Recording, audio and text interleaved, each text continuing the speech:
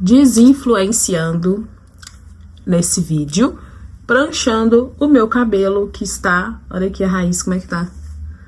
Pra começar, falando assim.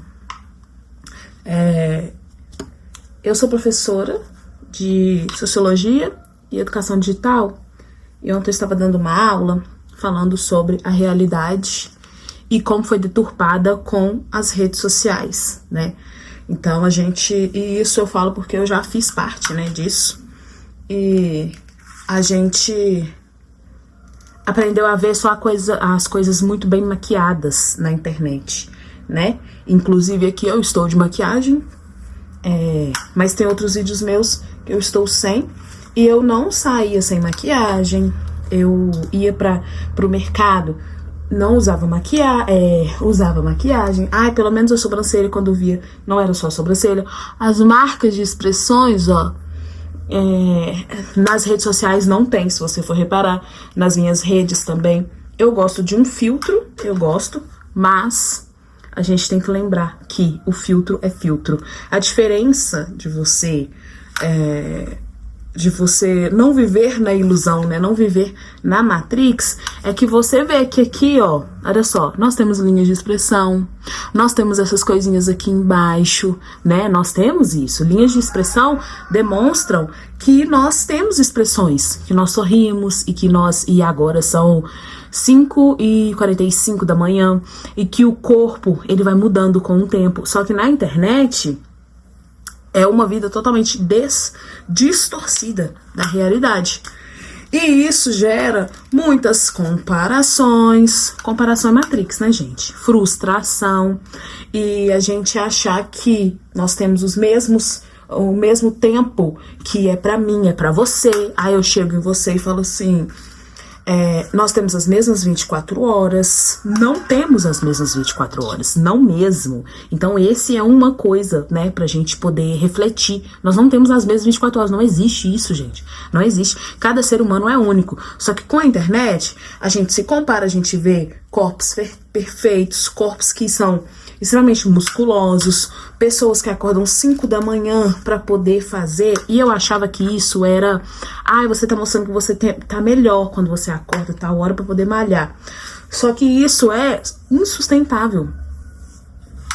Essa coisa de você querer mostrar que você é produtivo, produção, isso é balela. Não tô falando pra você ficar sentada e esperando as coisas caírem do céu, mas isso é balela.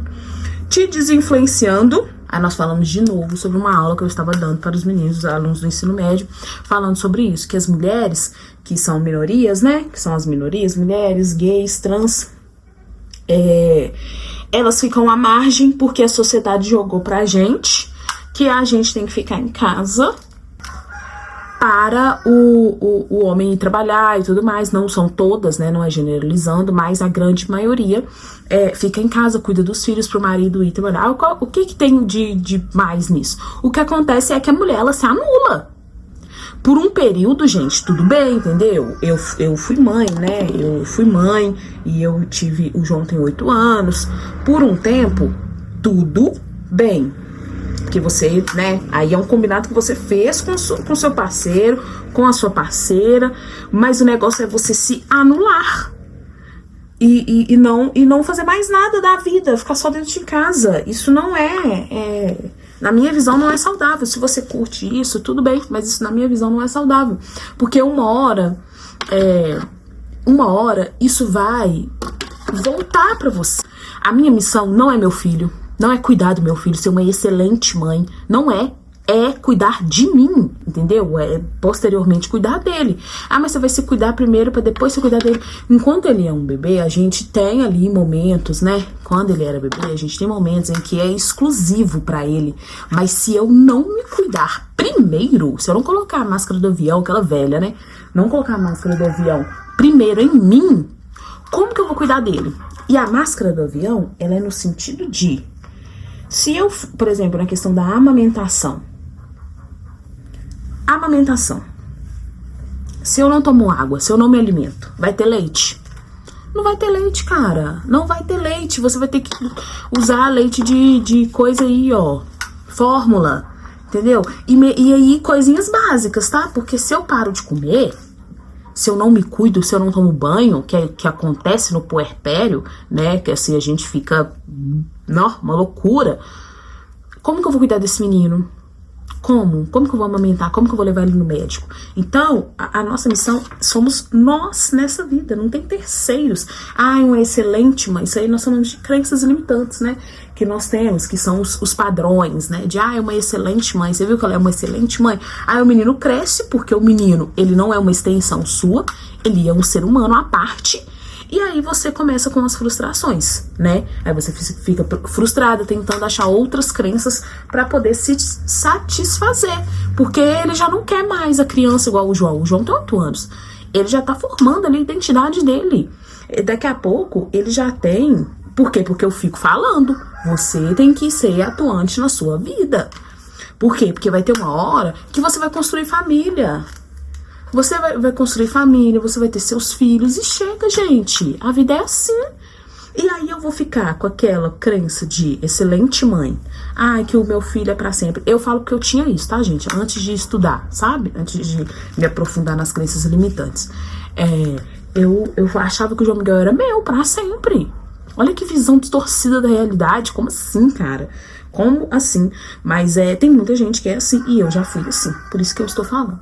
Então eu sou mãe solo, eu sou professora também, não tenho carro, moro de aluguel, tenho 29 anos e não tenho casa própria ainda, pretendo com certeza, né?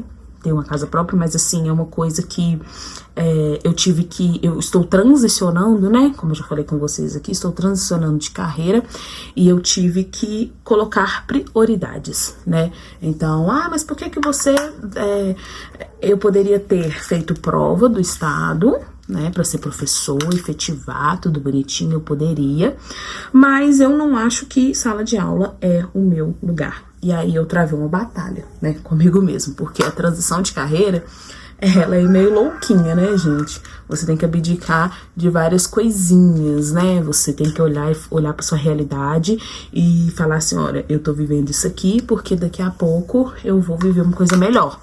E é assim que a gente almeja, né? Não é entregando o hoje pra poder chegar no futuro, não. Você vive o hoje, mas você almeja o melhor, né? Então, porque pra mim, gente, é muito claro. O meu lugar não é em sala de aula. Pelo menos não nas escolas que... Não em algumas salas de aula, entendeu? Eu diria que...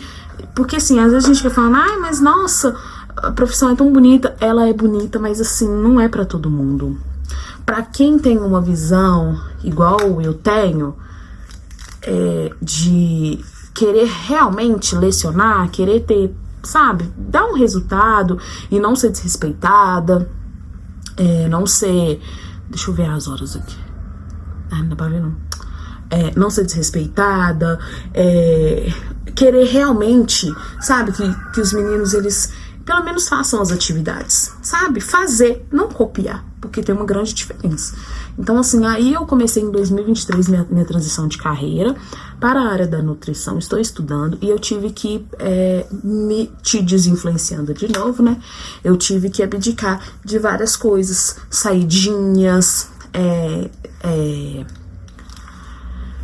academia, eu tive que trancar, porque eu estava fazendo academia, eu tive que trancar, mas esse ano, eu fiquei um pouco apertada. Então, assim, as pessoas, gente, a vida real, ela não é isso aí que a gente vê, sabe? Ela não é aquilo que você tá vendo em um story, em um reels, sabe? A vida não é isso. A realidade mesmo, a realidade com R maiúsculo, ela não é isso, tá longe de ser.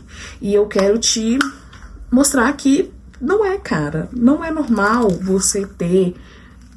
eu vi um post esses dias falando sobre isso. Não é normal você ter 23 anos e ter casa, carro, apartamento. Não é normal, sabe? Não é que não é normal de, nossa, eu não posso ter, você pode ter. Não é isso. Eu tô falando que a realidade dessa pessoa não é a sua. Entendeu? Então, assim, a gente, com uma pessoa que veio de periferia como eu, geralmente, normalmente, ela vai enriquecer ali Ela vai enriquecer, ela vai ter as coisinhas dela, dependendo do que ela quer, com 35, com 30.